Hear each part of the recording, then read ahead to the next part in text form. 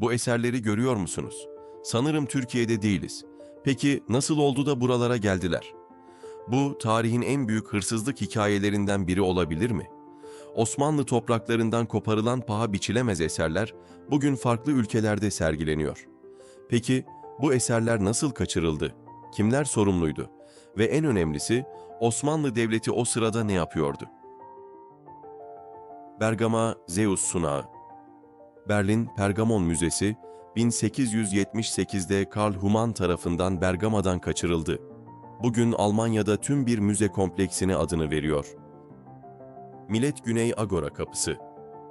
Berlin Pergamon Müzesi 1900'lerde Alman arkeologlar tarafından taşındı, Berlin'de tekrar inşa edildi.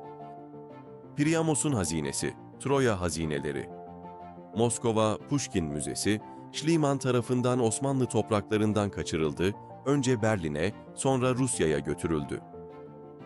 Lidya hazineleri, Karun hazinesi. ABD Metropolitan Müzesi'ne kaçırıldı, sonra geri alındı. Türkiye'nin en büyük kültürel zaferlerinden biri olarak 1993'te geri alındı.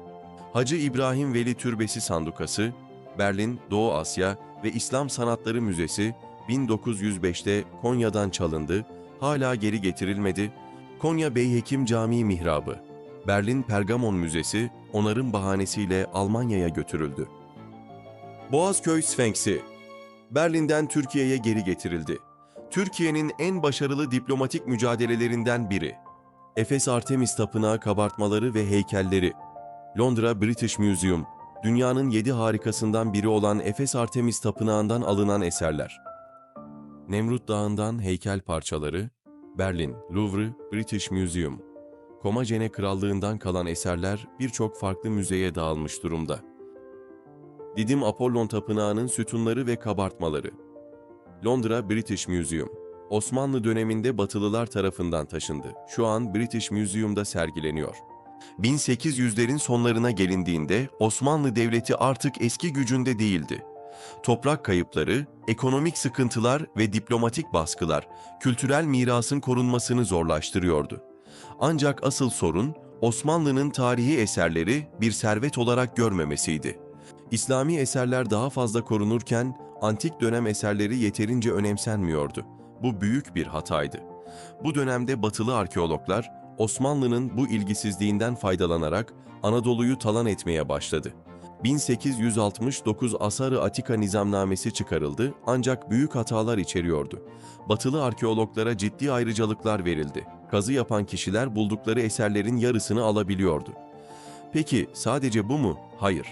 19. yüzyılın sonlarında Osmanlı, Almanya ile ilişkilerini güçlendirmek için önemli bir karar aldı. 1899 yılında 2. Abdülhamit, Berlin-Bağdat Demiryolu projesi kapsamında Alman arkeologlara tren hattı boyunca kazı yapma izni verdi.